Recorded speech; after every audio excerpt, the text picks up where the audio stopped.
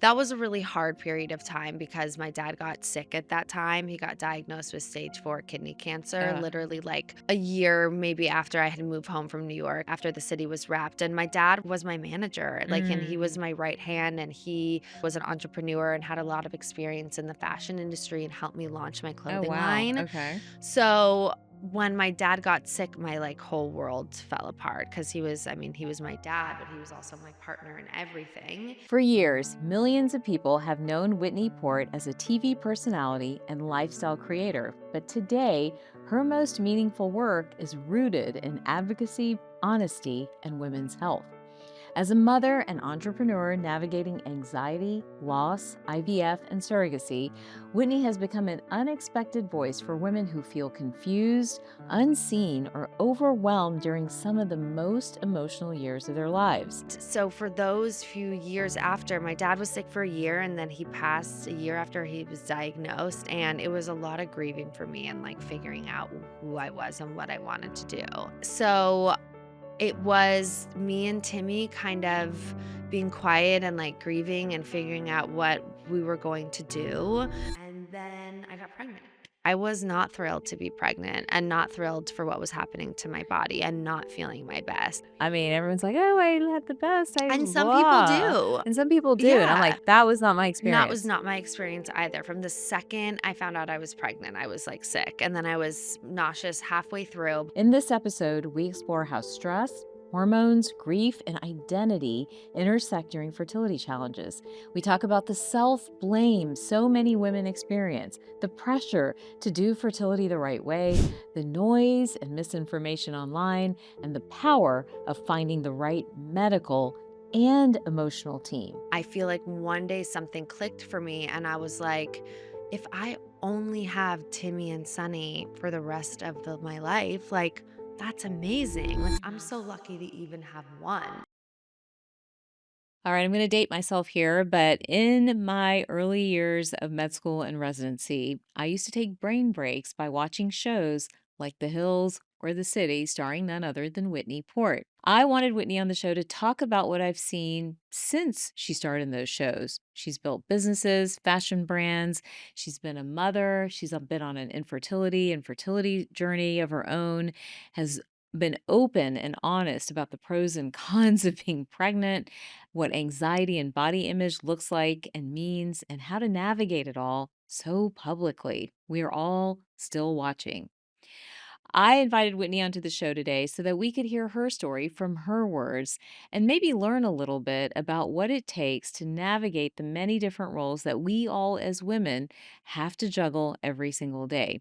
I can't wait for you guys to meet her and learn more. She is as amazing in person as she was back then on the hills. Please join me in welcoming Whitney to the show.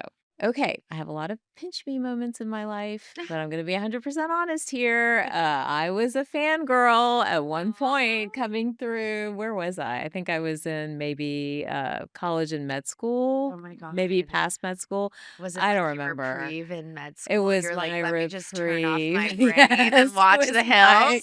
it was totally my reprieve. So I'm Yeah. right there with so many people Oh. who maybe when they hear your name, like that's like kind of our instant connection, Uh-huh, right? And I'm uh-huh. sure that's super annoying as No, well. no, no, no. It's not annoying at all. I mean, for I fangirl about people too, you Okay, know? good. Like Because some people. no, I watch reality almost my whole life at Yeah. this point, and like I'll see people that I'm like, "Oh my God, like I can't believe it." So no, it's not annoying at all. It was like such a special time in my life, and I'm like really actually so grateful for it now. Well, and you guys definitely, I mean, I don't know what it was like behind camera, but like it appeared that there was a lot of like chemistry and it was Mhm. kind of like novel for the time, at least. Completely. I mean, reality TV was not that big of a deal. No, it was So, one of, like, the first docu-series dramas, you yeah. know, and it was coming off of Laguna Beach and then The Hills and then The City, and there was obviously the whole saga, but really before that, it was like, The Real World was Right. kind of the similar thing to it, and then there were That's all the true. Forgot competition about the shows real like The world. Bachelor and Temptation Island, and those started coming about, but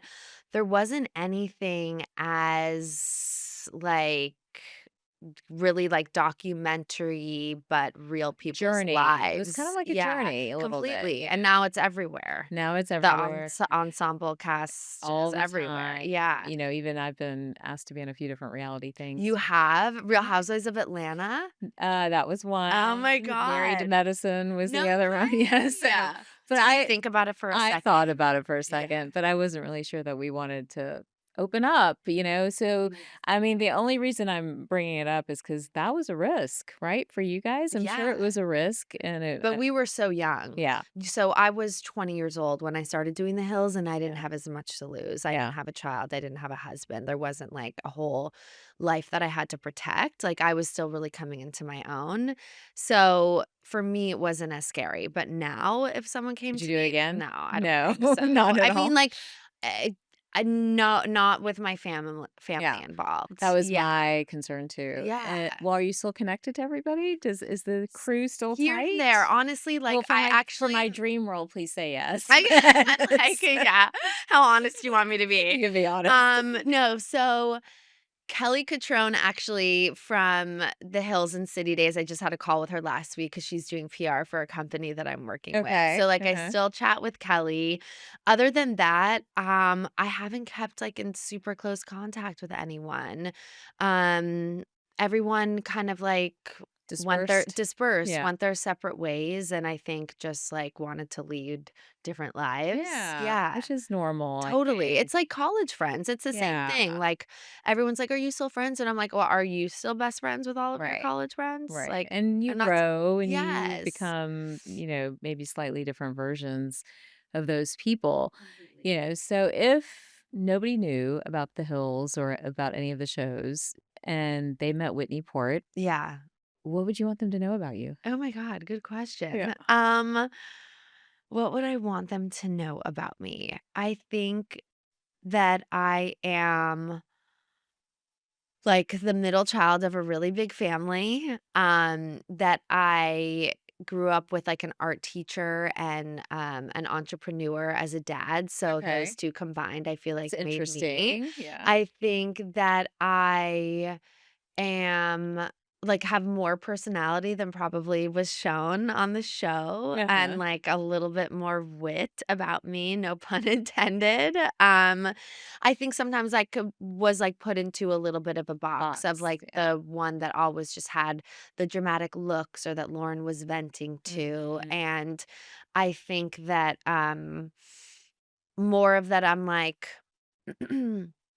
running the show as opposed to, like, letting things kinda happen to Ooh, me. I like that. Yeah. So you've really turned into your own version of a boss girl. I f yeah, I feel that way.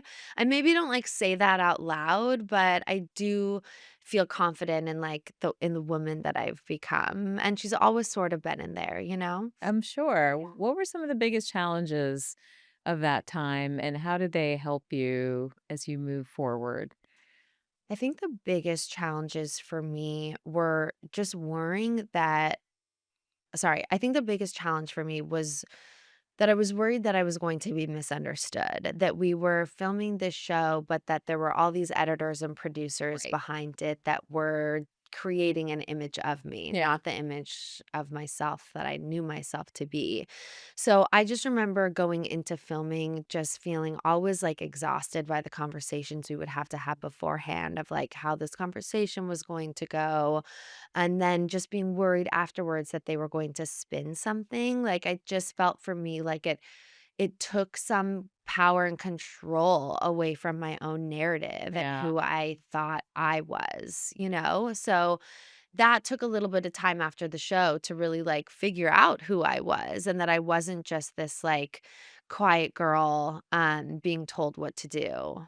That reminds me, you'll probably appreciate the story. So when I got married, Yeah. it was 2004, and I had been doing some work for media, like segments on CNN and stuff like that, just more medical, Yeah. medically based. Yeah. And we randomly got reached out to by a production company, and I'm blanking on the show's name. I think it was on Bravo, but it was a wedding show. Okay. And they were like, "We'd love to film your wedding, and we're gonna provide you with a wedding planner too." So we're like, "Okay, this Yeah. sounds great." And so, sure enough, they're like in our wedding, and in our business, everyone had to sign releases and all this other stuff. There's this whole thing on our wedding.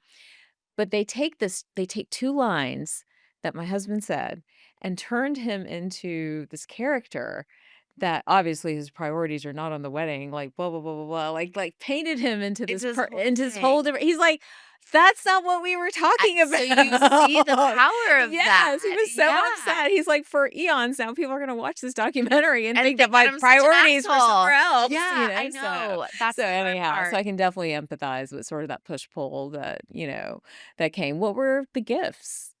Oh my god, the gifts are, like, innumerable. Like, I if I had the chance to do it all over again, like, I would do it in a heartbeat. I think the experiences that I got, the people that I got to work for, like, working for Kelly Cutrone, working for Diane von Furstenberg, all the Gotta be incredible. Yeah. incredible, like, being able to have a fashion show when I was 23 years old at Bryant Park that Yeah. Kelly Cutrone helped me produce and have that be on a TV show, and then being able to now, like, use my creativity in a way that really lights me up. Like, I don't know that I would have had the opportunity as easily to do that, you know? I think that it just gave me such a platform to be able to do all of the things that I love. Which is incredible, and I Yeah. know you've built an incredible presence for yourself, which we will talk about in just a second. But as you left that period of your life and you moved into the next, Yeah. how did things unfold? What were some of the things that you got attracted to? You started a family, tell us a little bit about what kinda happened What next. happened next? What happened to So the Whitney that we never got to see I after the show ended? totally. So So what happened was I moved back to Los Angeles. My now husband came to Los Angeles as well. He was from New York, and that was a really hard period of time because my dad got sick at that time. He got diagnosed with stage 4 kidney cancer, literally like a year maybe after I had moved home from New York after the city was being was sorry, after the city was wrapped, and my dad was my manager, like, and he was my right hand, and he, like I said, was an entrepreneur and had a lot of experience in the fashion industry and helped me launch my Oh, clothing wow. line. Okay. So, when my dad got sick, my, like, whole world fell apart because he was my dad, but he was also my partner in everything, and Already launched a business too. so I had launched a business. I had launched my clothing line, Whitney Eve, while I was filming The City in New York. Okay. And so for those few years after, my dad was sick for a year and then he passed a year after he was diagnosed. And it was a lot of grieving for me and like figuring out who I was and what I wanted to do. Yeah. It was really like, now that I think about it, that was like a very, trying time because the show was over. I'm like, what am I gonna do now? I mean, social media was starting to become a thing, so Year was that? that was 2013. Okay. Um, so it was me and Timmy kind of being quiet and, like, grieving and figuring out what we were going to do, and then I got pregnant. You It was like did? it was like that phase it was that phase, and then we got married, and it was planning a wedding, and then we got pregnant, and that Like, was right when away. Yeah. yeah, like, really right away, like, Okay. we got pregnant and then sorry, we got married, and then a year later, we started trying, and it just happened within a couple months of starting It to did. try. So, then is when we launched our series on YouTube called I Love My Baby Butt, which was really the first foray into me, like, actually being very, very vulnerable again, like, letting cameras back into my life in an actually much more vulnerable and raw way than the hills and the city were for me, because it was Timmy filming me, in my moments where I was not thrilled to be pregnant Right. and not thrilled for what was happening to my Right. body and not feeling my best, Yeah. and I we didn't love being pregnant. Can I just say that for a second? I Am mean I allowed to say oh, that? I yes, did it's not 2025, we are allowed to I say did not that, I mean, everyone's like, "Oh, I had the best, I and some blah." people And do. some people do, and I'm like, Yeah. "That was not my That experience." was not my experience So, either. From the second I found out I was pregnant, I was, like, sick, and then I yeah. was Same. nauseous halfway through, but I couldn't throw up, and I just had to eat nonstop, and I was gaining all this weight, and I felt like such a lack of control, and, I was sad that my dad wasn't there. It was just all these different Yeah. things. It was not the pregnancy that I kind of envisioned for myself, and, like, I'm like, "What kind of pregnancy did I envision? Like, what do you" Right. we don't know I what think we we don't know. romanticize it. We're gonna be like, Completely. you know Like these glowing goddesses with Exactly, wreaths wake up with exactly. wreaths around our Exactly, heads, you exactly. know? Flowers everywhere. I don't Exactly. know, something. So, So, Timmy, who was a producer, I had met him on filming the city. He was like, "Whitney, if you're feeling this way, there has to be so many other women feeling this way." So, he started filming me just talking about how I was feeling at my lowest, and we started putting it out on YouTube, and it was like, "Oh my god, there were so many women that Resonated. that resonated," and I was very scared to put it out at first because it felt like I was one of the earlier voices to talk about this, but then I think that, like, we my goal now has to become to normalize these conversations and to allow people to not feel so alone in them, and that's what I have found has been, like, one of my superpowers in doing this and utilizing social media is that vulnerability.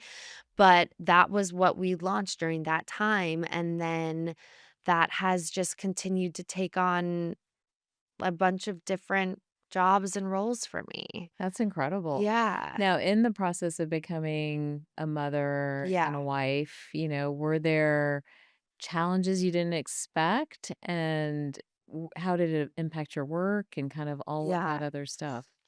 I think as a wife, it's been pretty easy, I'll be perfectly honest. We just celebrated 10 years being married, Congratulations. and, like, I really like, of course, there were hurdles in where, when my dad passed and the years following that where I was, like, pretty depressed, and I think that I wasn't the person that he married, I was going through a lot of pain, and so those years were hard for us because I just felt like unlovable because I was so sad, and, Did it put a strain on your relationship? yeah, I think for those few years it did, for sure, but then I think once I was able to get out of that fog of grief, like, he was able to see why I was that way, and I was able to understand it more and learn how to cope with the grief more, and, Grief is a real thing. I grief think is a real thing. people skim over it.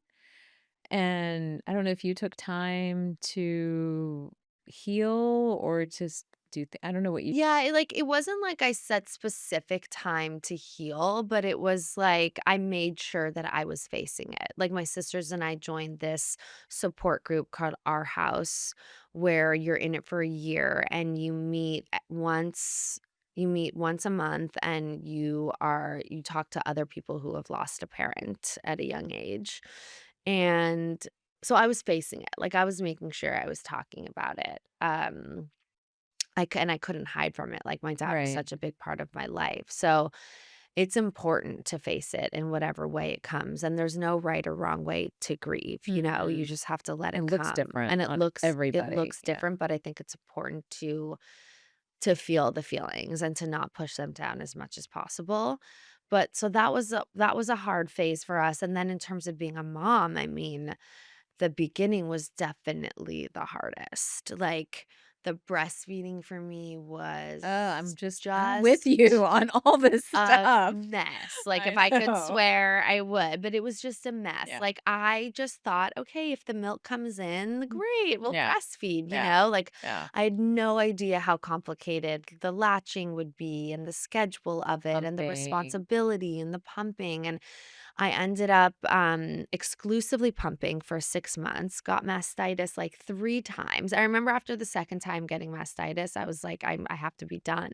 And then I did it again, and I started pumping again and got it again, then I was like, "Okay, it's been 6 months, like, I need to put Yeah. myself out of this misery." Yeah. Looking back, I think that's my biggest regret is that I continued to pump and breastfeed for that whole time, Yeah. as opposed to really enjoying the The first 6 months of experience. my Yeah. child's life. I just know that my mental health is more important than that. Did you have an issue with mental health and anxiety through these journeys? I mean, we know about the TV phase, we know Yeah, about building a business and the anxiety that that can bring. Then yeah, you lose your father, then you're in also this birthing phase of new opportunities. yeah. You've talked about mental health in the past. Mhm. What was happening with you from a mental health standpoint? I feel like I was really handling it well up until my dad died. Like, I really feel like even the whole show thing, I had a good head on my shoulders. My parents I feel like they just raised me right. I grew up Mhm. in Los Angeles. I like wasn't phased by Right. Hollywood. Right. I didn't need to do I wasn't trying to do the show to be famous. Like Right. I always wanted to be in fashion. So I Yeah. was looking at the show as like a platform for Right. fashion. So Gotcha.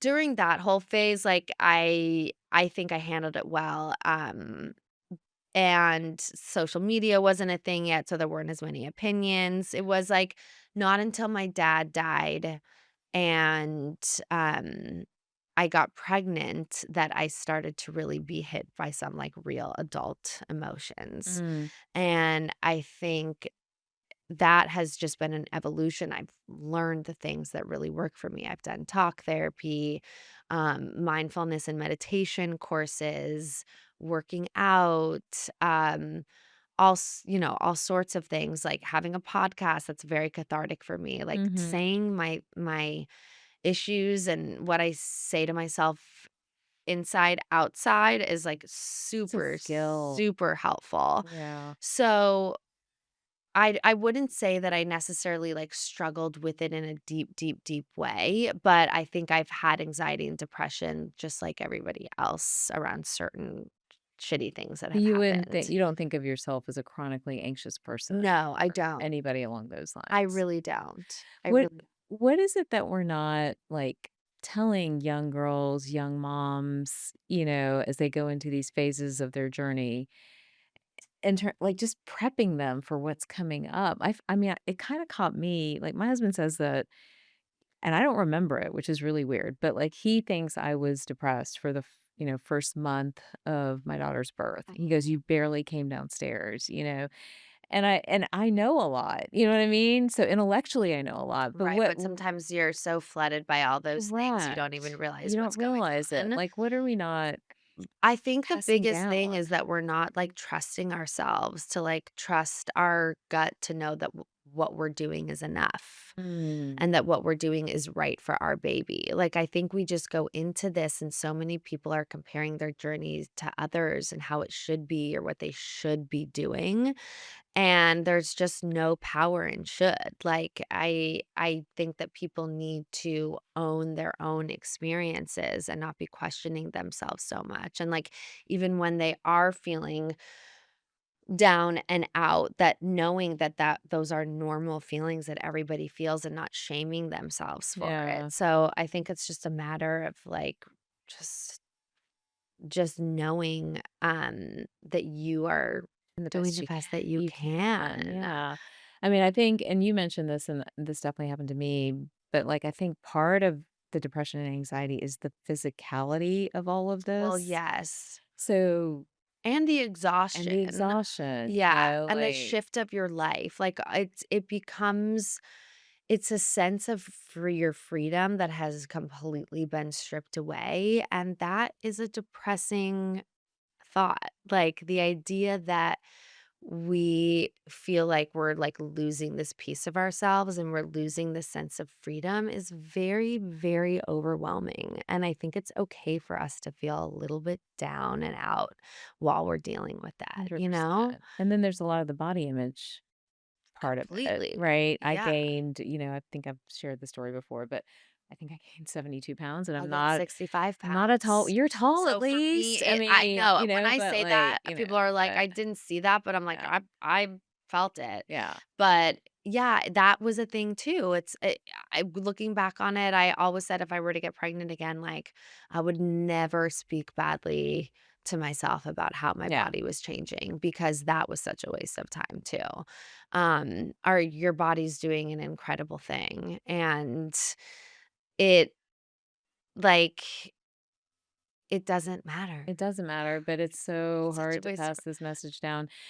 Bodies, female bodies, and I'm curious, especially with you growing up in LA and then yeah, being being on in TV. on TV and Yeah, all this other stuff, because that's a different level of pressure. yeah. But female bodies were meant to be dynamic and flexible, you know?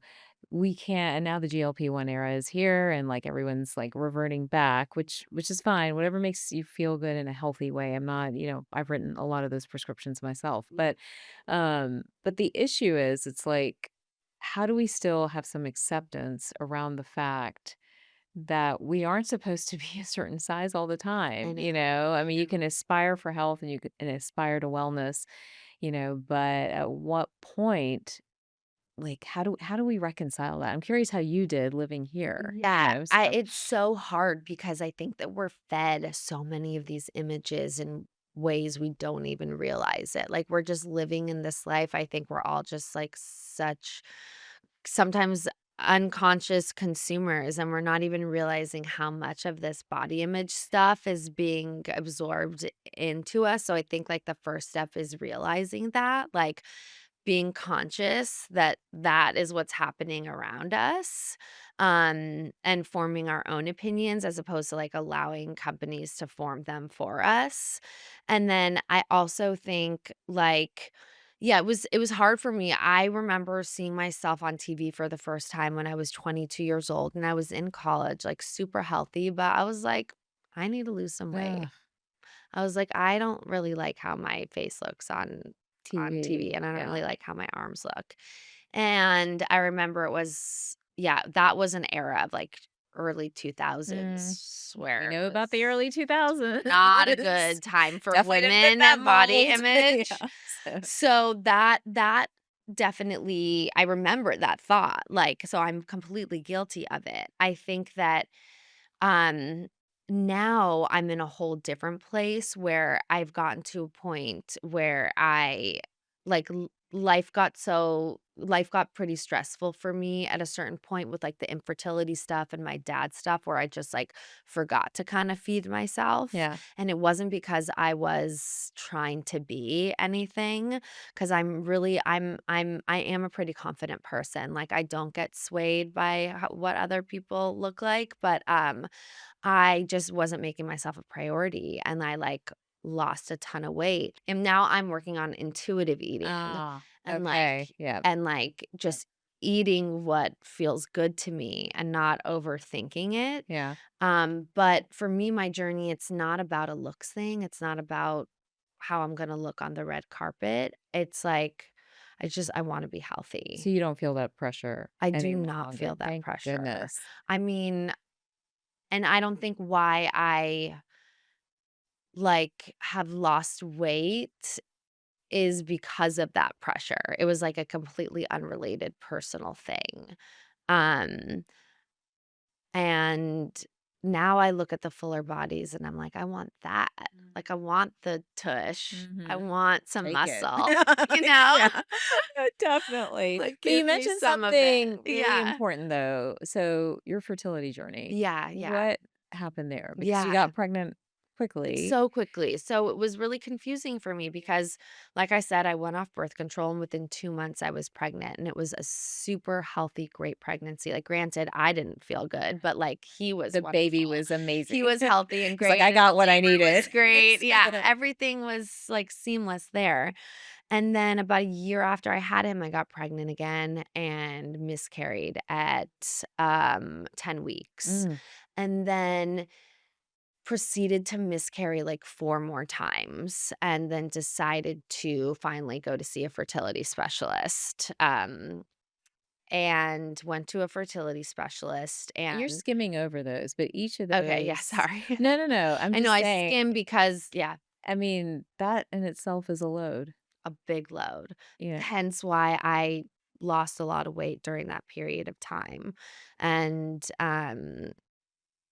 yeah, I think people didn't understand and, like, What you were going through. what I was going through, and a lot of people for about a couple years ago is when, like, the comments on my weight were at its height, and that was at the point where I was going through all this. I was freezing embryos and then thinking about doing a transfer, and basically what happened was I had these miscarriages, all very like, I had to grieve over and over and Each over and over one. each one. They were all happening around, like, 9 to 11 weeks. And then we decided to go see the fertility specialist. We froze embryos. I was going to do a transfer. The week of the transfer, I got a stomach virus and was throwing up nonstop and ended up, like, tearing up my, esophagus, had to get, Mm. like, an endoscopy, and basically, like, had to cancel the transfer and was realizing that I think I was having, like, a physical reaction to all the stress, like, the stress of about, like, doing the transfer Yeah. and it not working again and it being my fault. So, that was when I, like, really hit a low, and Timmy and I had to have a real conversation, and I had to say, like, I Wanna don't do think I it. can do this. Yeah. Like, I really don't think I can do this. I'm losing myself." And he was like, "Well, what about a surrogate?" And I was like, that had definitely popped into my head, but I wasn't really ready to say that out loud yet. And as soon as he said it out loud, I was like, yeah, I think we should do that. Like, if we can, I like let's start to explore that. Did you feel pressured to have the second child? Did you guys want a second like, what w Really wanted a second okay, child. okay. I felt a lot of pressure to have a second child. I still do feel like kind of incomplete. Mm, And I feel like now whenever I'm talking to moms and we're talking about, like, packing or traveling or doing anything, like, I always has to have to justify that it's easier for me because I only have one. mm, I'm like, "Well," or, like, I can't really say I'm, like, that tired, or, I just have this insecurity about only having one, but I also Timmy and I did always want more than one. So, I it wasn't like he was pressuring me, it was an right. internal pressure. It just, like, it felt like we were supposed to have And you were another from soul a in our bigger family. family I'm too. from a big Yeah. family. So I was just like, we wanted it and we still want it. And so, long story short, um, we ended up doing a transfer with a surrogate over a year ago, and it was a failed transfer. We did another transfer with the same surrogate. It was another failed transfer. We decided to then take a breather from the whole thing for a little while and, like, kind of, realign and decide if this is what we really still wanted to do. And we did. And so we decided to just basically change up all the um, change up all the factors and find a new fertility doctor, do a new round of embryo freezing, and find a new surrogate. Wow. And so we did that last summer. Okay. And now we're literally just about to sign the contract with our surrogate Ah. to Oh my do the goodness. transfer, hopefully in the next few months. Oh my gosh, I'm gonna be rooting for you So guys. that's Yeah. where we are, and I'm 40 now, and I feel tired and like, "Do I wanna do this?" But then I just saw Sienna Miller is pregnant at That's 43, right. Yeah. and I was like, and she's even pregnant I've and had a doing it, so 56-year-old patient. stop. Mhm. I have S That's 56. Right? amazing. I 56. love this for Yeah, us. she was 56, yeah. I mean, like, And go she had us. me There should be no cap on it. there If you can isn't. do it, you can do it. Yeah. I Yeah. played a prank on my husband because I've been talking about this, and, ours are 18 and 16. Yeah, but you And I was like, "Guess what?" He's like, "Shut up." It's actually that would be a funny I thing know. It's trend. like, there's no way, So, but no, I can resonate. So, I sit with all kinds of patients. I sit with a lot of women, lots of different ages. 56-year-old patient I'm talking to you about just felt the same way you did, that she had gotten one via IVF and, all of those things, but somebody was missing, and every reproductive endocrinologist told her, no, we're not doing it. It's unethical, all the things. And she found somebody to say yes. I think she had to travel up to New York and she did it. And she has two children now, Unbelievable. versus just having one. But that journey of infertility, wherever people experience it, whether they experience it with their first or they experience it later on, Yeah, in itself is so filled with like despair and shame and grief and like all insecurity, insecurity and all of lack these of control. all of this Mhm, stuff. Like as mhm. somebody who's kind of had to navigate a lot of different things and now you're in this space and you're Yeah. actively in it. Yeah, It yeah, yeah. sounds like it. Yeah. How did you navigate that and stay sane? I mean, there were moments where I definitely wasn't, but I'm really lucky to have a great partner Yeah. who had supported me in the right way all the way through and made it about me, not about him. Which is what we need Right. because like it is us doing the majority of the shit. Like it's my body going through it.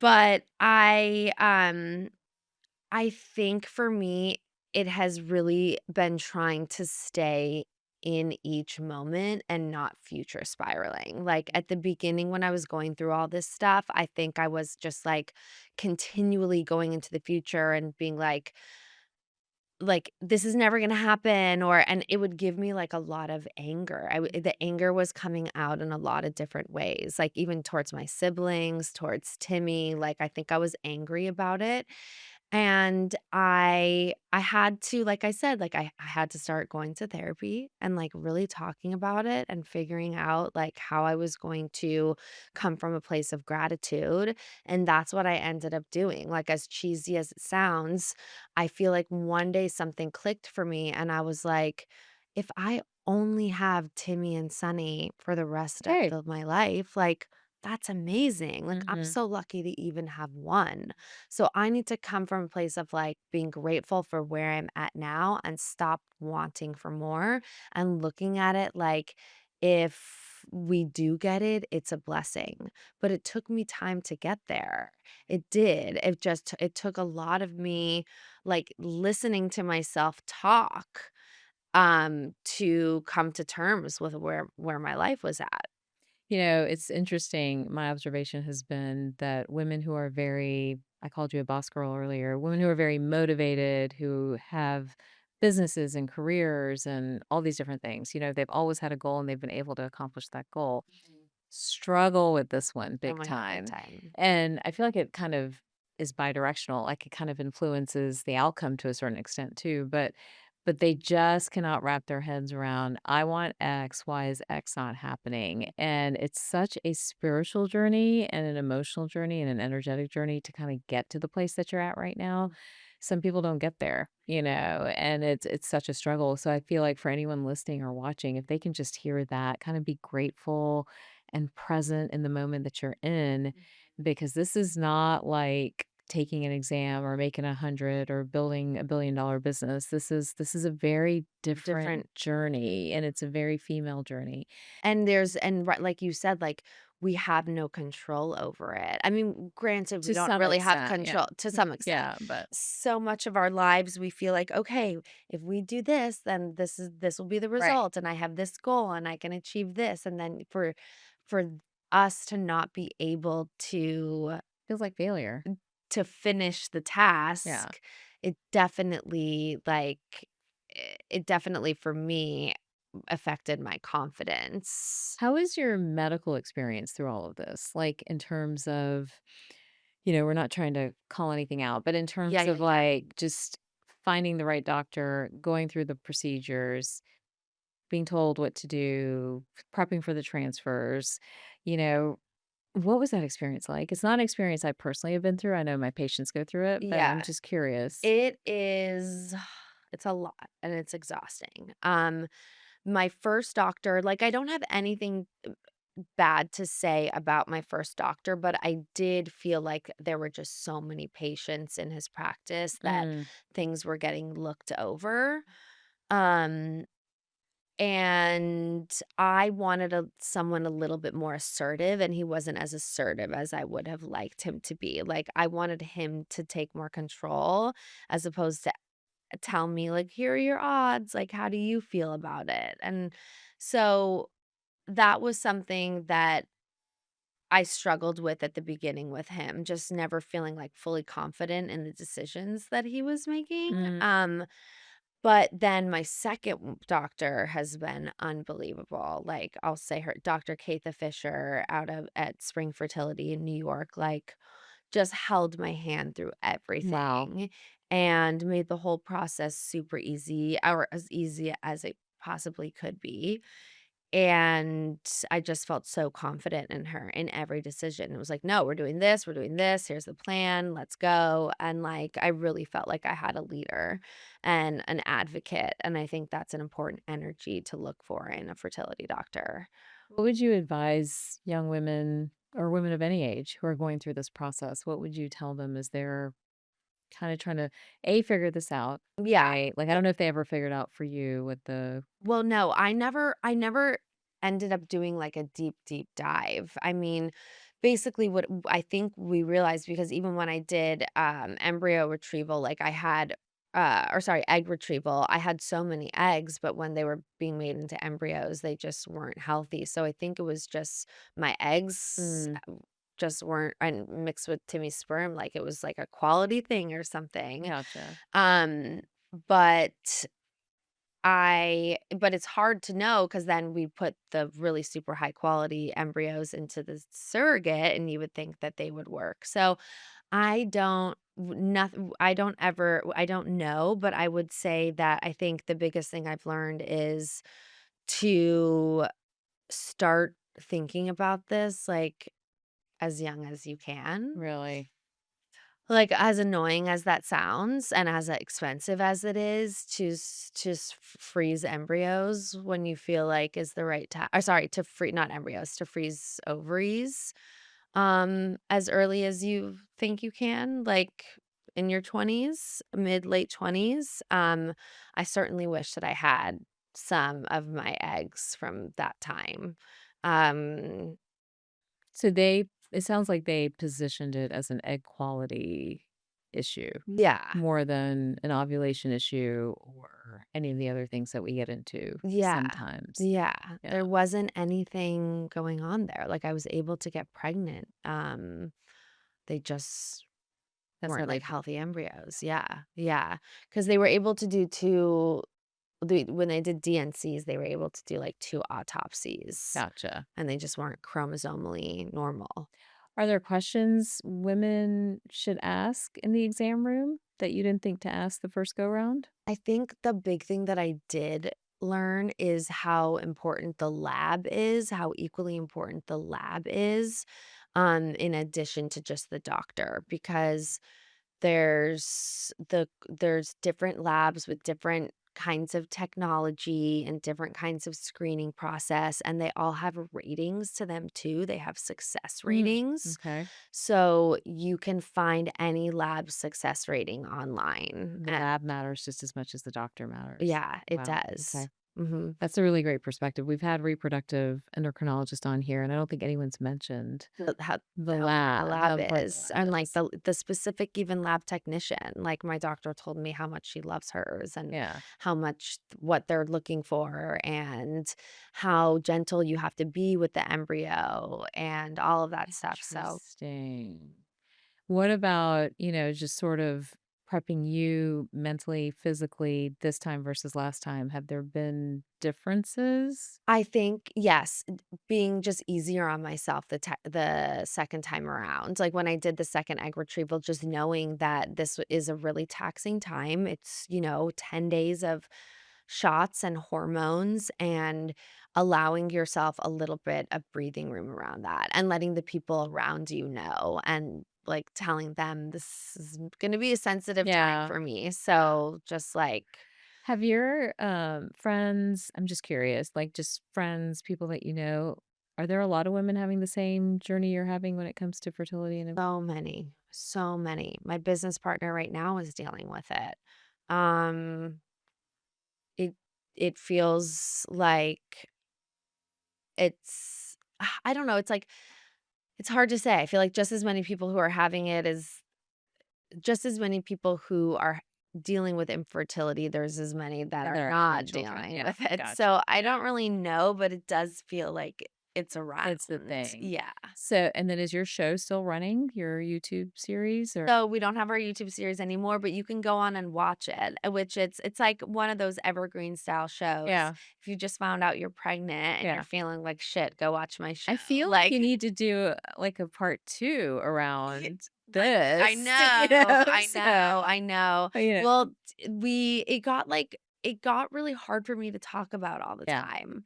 So now I will on my podcast, I'll talk about it, I'll come on, I'll do updates and vent a little bit about it, but it became too hard for me to like schedule sit down chats about what Yeah. was going on. It was like I would there was them putting myself in this kind of depressed Space. place. I How went do and you like do that? I'm curious. So you and your husband are slightly public, yeah. or have a public life.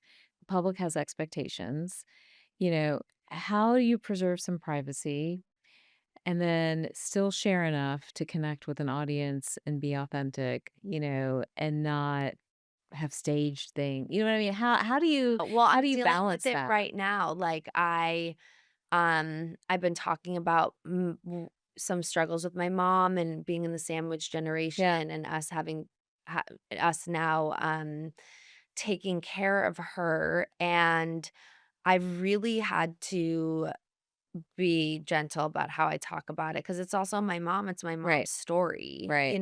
and Right. so I do have to set certain boundaries around what I say Yeah. and what I don't say. And so I think there's always like an artful way to do that where you can still be vulnerable without disrespecting like The your own privacy and people the and your people around privacy. you. Yeah. Like, and know that it's okay for people not to know every single little detail. Like, that doesn't mean that you are lying to them or not telling Right. them the full story. Like, it's okay to keep certain things Things private sacred. and Yeah. secret. I almost Yeah. miss like, we had some producers on that did content back in the their parents did content back in the golden age of Hollywood where you still felt connected to people, but you didn't really know anything, Yeah, I feel like, totally. how did they do that? How did they, Like, they've manage to straddled that straddle that line. line there, Yeah. It's Yeah. very interesting.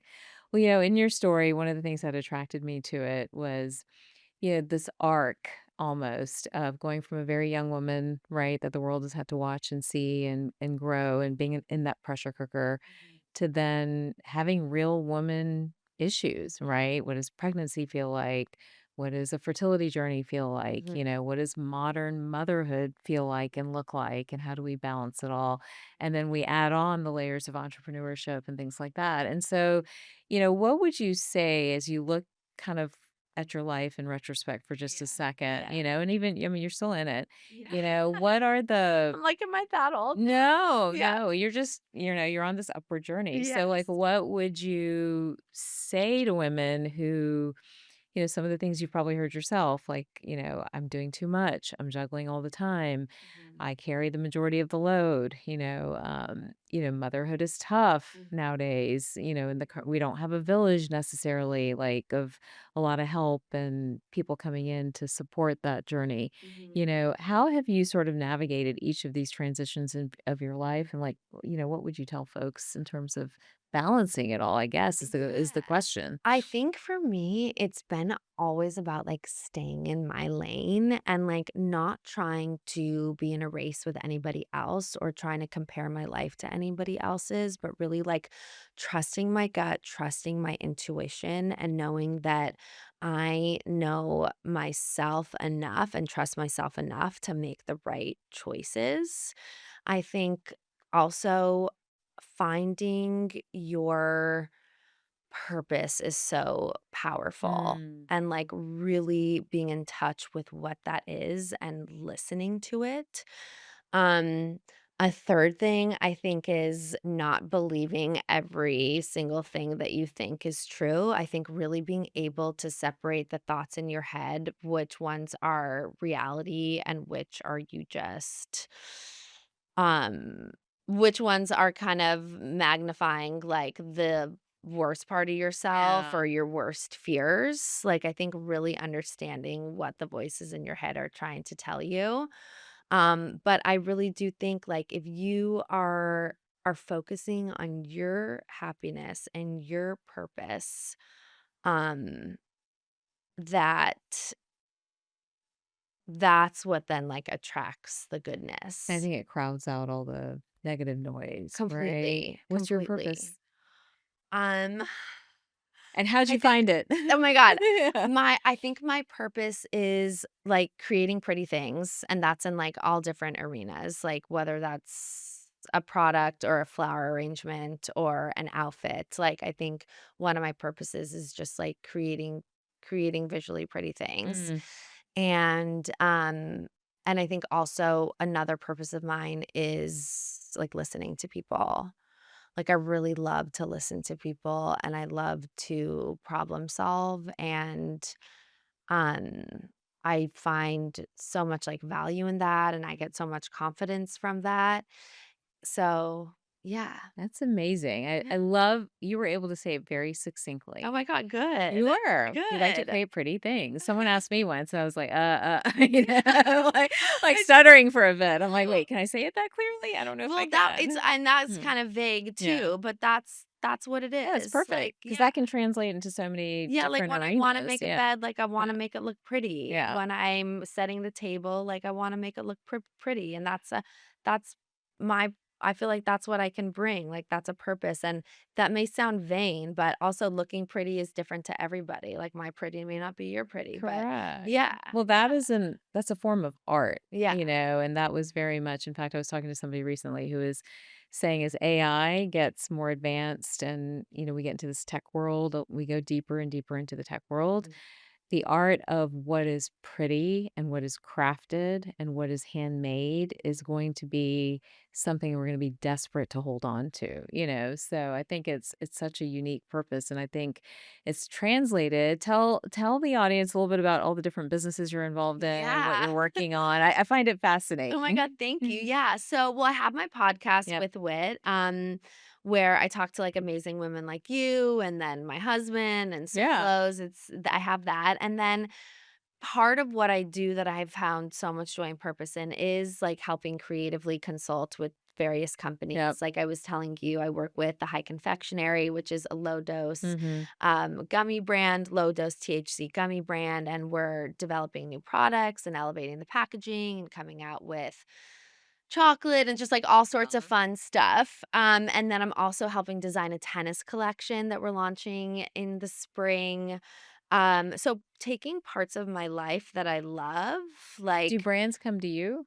Like, "Hey, Y help us?" Yeah, yes, okay. or, I'll reach out to them and I'll be like, "I love your brand. Is there any way that You like, can do be you need any involved. help with Yeah. anything?" Yeah. Yeah. Um, but yeah, mostly if a brand, like, likes my sense of style Yeah. or my aesthetic. Yeah. So, that's been so much fun for me. I've absolutely loved doing that. Like, obviously creating content and doing that stuff is part of my Right. career as well, but it's Right. not what gives me, like, the most joy. So you're a creative, Yes. essentially, Yes. but you also get to exercise this entrepreneurial muscle, which you probably got from your dad. Yes, and the entrepreneurial muscle is really about how all these different businesses, like, work together and how they operate and how they feed each other. So, yeah. It's incredible. What would you tell women who just admire you so much? Oh my What god. advice would you give them? You can pick a stage of your life or you can give generic advice. You kind of did with Find Your Purpose, Yeah. right? But like, I would just say that, like, the fear do not let fear of failing or fear of what other people think stop you from mm, doing something that you think is great. I just feel like so many times now we think that's been done or they're already doing it, but like no one is doing that it one's the you. exact same way that you're doing it. So stay true to that. Like there is only one you. And I will tell you, having a teenage daughter and watching her and just watching kind of what they're being like bombarded with, right? Visually and from a social standpoint. And how easy it is to do so many things. Exactly. It's like being true to you is a skill that we as parents, have to instill Have to. in our Have kids, to tell them just so how call out the special things that make them them. Like it's on us to call those things out. 100%. I even Yeah. did, even for I mentioned my daughter because I'm obviously more worried about her, but even my son who's right behind her, like competitive and ambitious and all these other things, but he's also around equally competitive and ambitious people, right? So it's very easy to be like, "Oh my god, I'm not good enough. I'm not doing enough," all this stuff. So we sat Completely. down and like walked through an exercise of, okay, what's important to you? What are your values? What does the big picture for you look like? Right. Okay, now, and then literally I was like, now that you know this, start blocking. Start Block it. block the rest. I go, if Completely. someone's doing like, I don't know, like an engineering competition, you don't want to be an engineer. Right. Block it. Why are you getting like competitive about that? You know? And so I Completely. think the more we can remind ourselves at every age and every stage, and definitely pass down to younger women, and you, especially, you have all these women that admire you so much, like block it, find your purpose. Yeah, and I have to remind myself of that Me every day too. too. Yeah, Like, all the even though time. we know it logically, like, I still really have to when I those questions creep up or those insecurities creep in, I'm on social and I'm like, "Oh Yep. my god, like, they that looks amazing, like, why did I not get that?" Or, "How do I get that?" Yeah. And it's like, it's just so unrealistic. It's unrealistic. Yeah. It's not It's great. unhealthy. It's and then it stops us from, I think, doing the thing that we're really meant to be doing because It's we're just noise. so caught up in what other people are doing and that we're got not good enough, that we've lost our drive and we've lost our confidence to do the thing that we're good at. And I couldn't agree with you more. What are you looking forward to?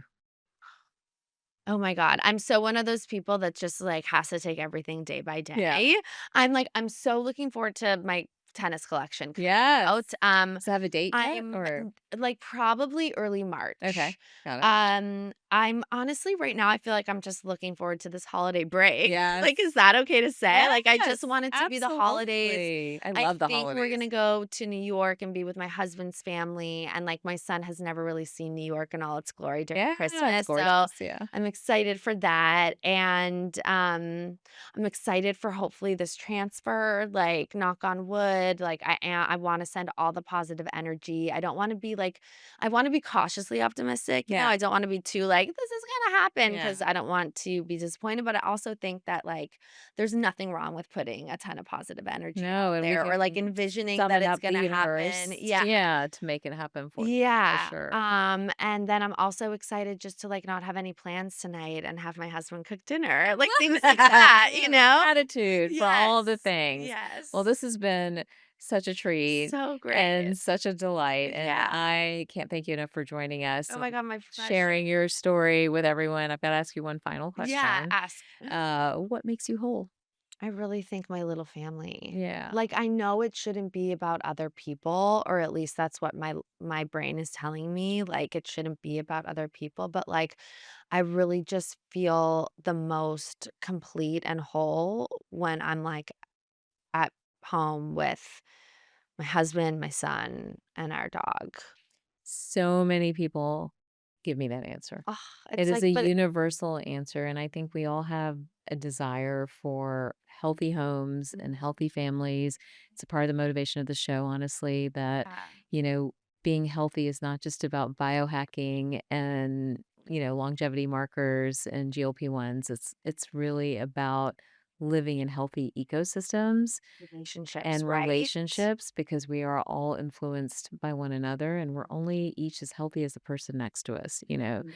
So that is a meaningful and beautiful way to feel whole and that I am like cheerleading all the way. Yeah. So, is there anywhere that you want people to go if they want to follow you or learn more about what you're doing or any of that stuff? Yeah. I mean, I'm Whitney Eve Port on Instagram, same on TikTok.